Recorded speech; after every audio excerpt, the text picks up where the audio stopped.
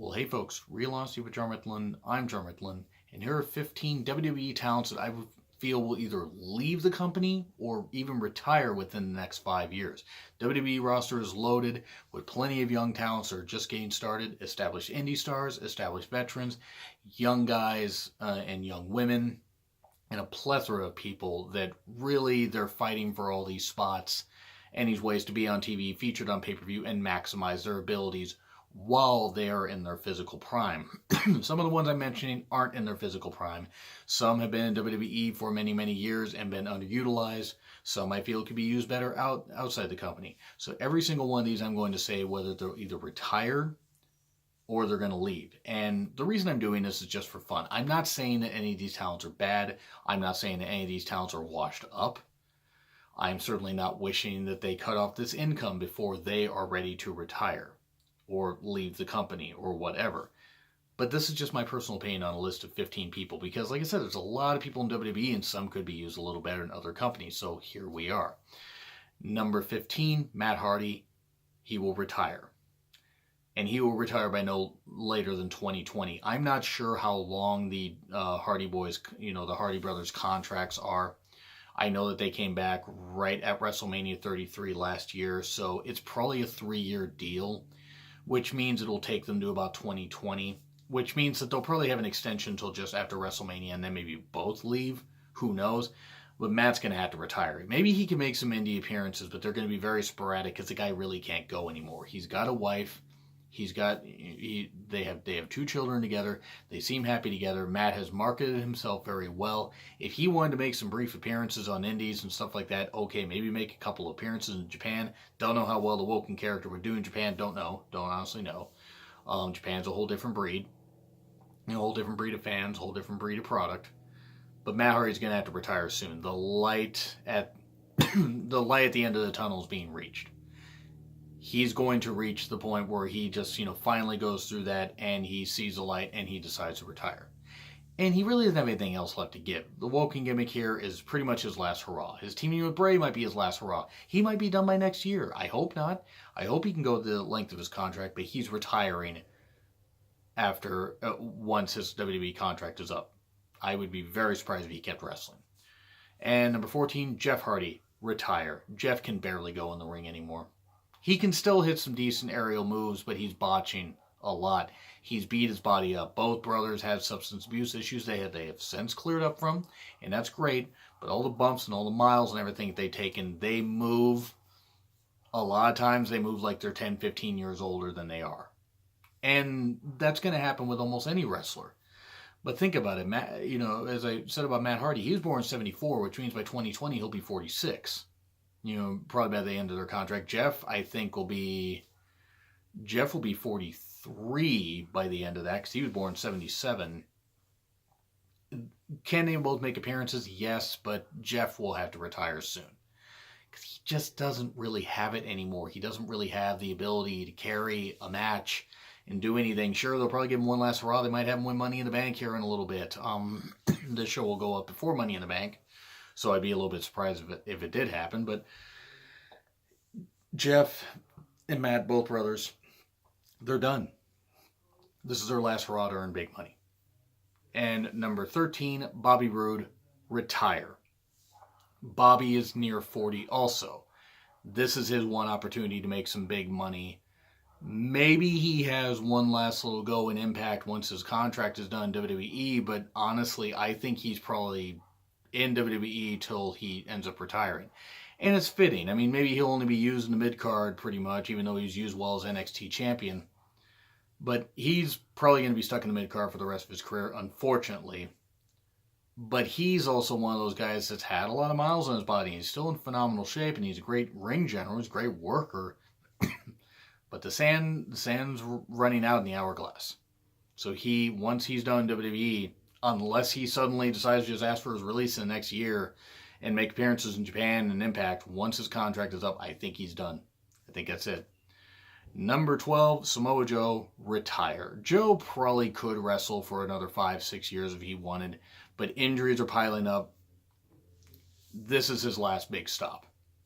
any sporadic appearances he makes in indies from there on, if he makes any appearances after WWE, are going to be very, very few. Hence the term sporadic, the more you know. Sure, he could have a little run in Japan if he really wanted to, but he's making big money. I'm sure he's making some pretty damn big money. And with all the years he's wrestled and all the injuries, how are you going to say that Joe is going to have much of anything left by the time WWE's done with him? So I think, yes, he is going to retire after his WWE run is over. Number 11, Natty. Retire. And these are a lot of retirements and everything. These are a lot of retirements. There are going to be ones that will keep wrestling, and I will get to those, trust me. Natty could still wrestle. She could still be used as a wrestler for another 10 years. She wrestles a safe style. She wrestles a good style. She could conceivably wrestle till she's closer to 50. I just don't think she will. And I don't think she should have to. Once she hits about 40, 41, or whenever her contract's up, they should keep her because they need to keep her as a trainer. She could do well with the women. She really could. And she could have some appearances and some comebacks and stuff like that. Appearances like Beth Phoenix and Trish Stratus and stuff like that, because Natty is a good enough worker to do that. She's still performing at a high level despite creative really having nothing for her. But once WWE's over, that's it. She retires, but she stays as a trainer for them. It has to happen. Number 10, Randy Orton. Retire. Yes, it sounds a little repetitive, but Randy Orton, and I promise I'm getting to ones where they're going to leave. Randy Orton's going to retire by 2020. Because he's 9 months older than I am, which would mean he would actually be about 40 by the time WrestleMania, that would be WrestleMania 36. By the time WrestleMania 36 is done, he will be 40. And he really shouldn't, he said that he doesn't really want to wrestle till he's 40, so he could be done sooner. That's not to say Orton can't, tutor the younger guys, and maybe not the younger women, but, maybe teach them not to make the same damn mistakes he made. But Randy Orton is done very, very soon. He hasn't cared, he hasn't given much of a shit since that RKO he hit on Seth Rollins at WrestleMania 31. Other than that, he hasn't really cared. And now we move on to number 9, Cesaro, leave. Cesaro may be gone by next year. I mean, even though him and Sheamus are over as hell as a team, they're never going to use him as a singles act. And he could do so well in New Japan. Imagine Cesaro in New Japan. Imagine that shit. Cesaro could do so well in New Japan. He could do well in Ring of Honor if he wanted to do that kind of stuff. He's been in Ring of Honor before. But him having that kind of co-promotion, that kind of stuff, or going back and forth between those companies would be great. He would be allowed to be more himself and be the singles act. Now, he may never be a world champion, but he could be a fine IWGP Intercontinental Champion or U.S. Champion or a fine TV Champion in Ring of Honor. He could do well, and he's made, I'm assuming, some pretty big money in WWE. If he wants to stay, he can stay. That's the thing. He should be. It's his career. He should be allowed to do what he wants, but he could be so much more. WWE's never going to use him to his full potential at all. Just not going to. Number 8, and I lump these guys together, so it's technically 16 instead of 15. Gallows and Anderson, leave. They'll probably head back to New Japan. They have been so marginalized in WWE. I almost forget that they exist. And that's sad, given how talented they are, but I almost forget that they exist. So yeah, they go back to Japan, maybe make some appearances at Ring of Honor, that kind of stuff. Their contracts, I don't know the length of a lot of these people's contracts. I just don't. Maybe they just stay, and they're happy making the big money and that kind of stuff, but they could go back to Japan and command a little more money and and have a lighter schedule, but who knows? But I think they're going to leave sooner or later. Number 7, Drew McIntyre, leave. I think Drew will be fed up by 2020. That seems to be the prevalent year for a lot of people. If he wants to stay, he can stay, but I don't know if they're going to realize just the great talent they have. Yes, he was NXT champion, then he got injured, which is unfortunate, but he's back now. I don't think he's going to be Universal or WWE champion. I don't think he will. He should be, especially over Reigns. Sorry, I would take Drew as a short-term Universal champion over Reigns, because at least it would be something different. It'd be kind of out of nowhere. But Drew may get fed up and just say, okay, I made my point coming back to WWE. I'm going to go back on the indies. And he could do well in Japan if he wanted to make his appearances there. Number 6, Rusev. Leave. Him and Lana on the indies, but especially in Japan, would make money. Would be a money act. Lana would not be wrestling. Lana shouldn't wrestle. Lana is not very good at the wrestling. She doesn't need to be a wrestler. But her, with Rusev by the side of Rusev, being real life husband and wife, would be fantastic. It would be a great heat magnet. Rusev would be able to do well. You could have, say, Rusev versus Taichi, or Rusev and Taichi team. That kind of stuff. You really wanted to have Rusev go to Japan, and you'd have both women, Miho and Lana, at ringside, or have them face off, or like have Cody versus Rusev. You want to have Rusev be a babyface, and you have Brandy and Lana on opposite sides. There's a lot of good stuff to do. Rusev just, ultimately, at the end of the day, with this list, people can do whatever the hell they want. It's their life. It's their career. I just see such big things for Rusev outside of WWE. They're just never going to do with him what they should. Number 5, Asuka. And I thought leave WWE. A lot of women, a lot of like Japanese talents in particular, can wrestle till they're almost 50. Retire. I think it's their last stop. Asuka is close enough to my age. I think I'm a little bit older than her, not by much, but I think I'm actually about 8 months older than her. And, I'm 37, so that means she'll be 37 this year. She still wrestles well, and if she wanted to leave in 2019, 2020, whenever her contract's up, and go back to Japan and wrestle for a number of years, she could. I just don't know if she's going to do that. I don't know if it's going to be the mileage that's going to pile up on her body, if she's going to want to do it anymore. She might want to hang it up. She's still a tremendous talent. This could be an either or. I'm going to go with retire. So I think maybe once she hits around 40, 41, she might want to just say, okay, that's it. I'm done. Let's let the younger ones go. Even though Asuka could still probably out-wrestle half the younger women if she wanted.